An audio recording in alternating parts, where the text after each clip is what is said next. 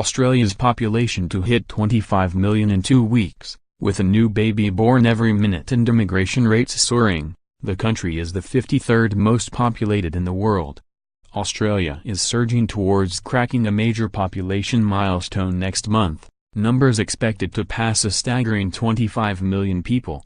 More than 42,000 newborns and migrants are expected to arrive by July 17, if numbers continue growing at their current rate, with a new child born every minute and 43 seconds and immigrant rates rising like never before.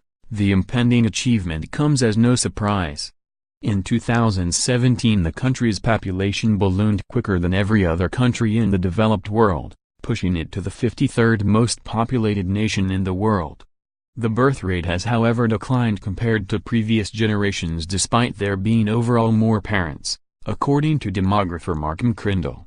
In 1961 women would give birth to an average of 3.5 children throughout their lifetime, which had dramatically decreased to 1.9 a decade ago, and even lower to 1.7 in 2017.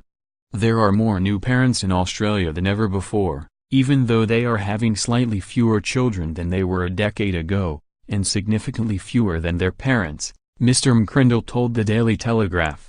Lower birth rates aren't the only thing setting the current generation apart from its predecessors, with figures showing women are now more likely to give birth later in life than before. Women are also likely to spend less time in hospital, more likely to give birth to a boy, and have a greater chance at delivering via a cesarean. The average age of new mothers is 31, born in 1986, and they are likely to have the names Jessica, Sarah and Rebecca, the 3 most popular names that year. Their children have a good chance of being named Oliver or Charlotte, and for every 100 girls born, there are 106 boys. The mothers of women giving birth in 2018 were most likely to have had children at the age of 28, a time when the average post-birth time in hospital was 2 weeks.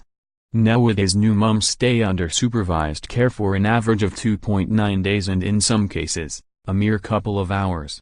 Improvements in technology have dramatically improved infant mortality rate, with mothers now often feeling overwhelmed by information compared to those in the post-war era.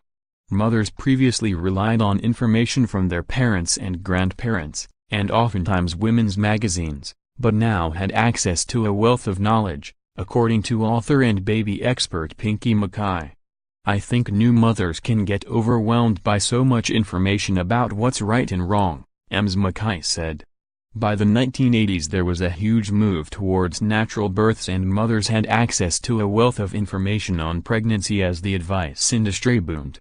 The trend towards natural births seems to have been curtailed as more mothers are getting cesareans. In 1986 the rate in NSW was 15.9% on average, while today it has climbed to 32.9%. It's interesting that in some respects that has gone backwards. In some hospitals now the cesarean rates are reaching 70%. After infanticide peaked in 1986 info and mortality rates have fallen by 86%. Advice such as lying babies on their backs and not to smoke has saved an astonishing 9,967 lives.